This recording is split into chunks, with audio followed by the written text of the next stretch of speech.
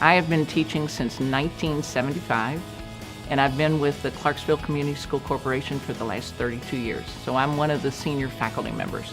I love knowledge. I love learning. I take vacations where I can go take classes because it is just so much fun to add to my own personal knowledge, and then I get to share it with students.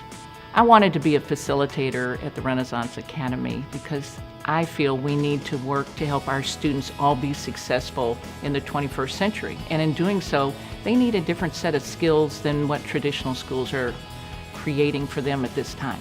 The coolest thing is being the support person, the collaborative person who steps back from the view so that the students get to start problem solving and thinking critically and working to figure out how do we work together, how do we solve the problem, how do we do the research, all those things that are the life skills they need to know to be successful as they go on down the road. So hopefully when they are leaving us that college is going to be a breeze because they have the needed skills to be successful.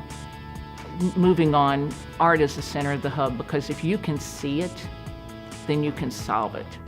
And so for many students, they need to be able to see where they're headed and what they're doing, and art gives them that visual viewpoint. Then you pair it up with a science or a math or a history, and it gets so exciting because suddenly it all comes alive and it makes sense. So the critical thinking kicks in big time. It is in the middle of it all, totally.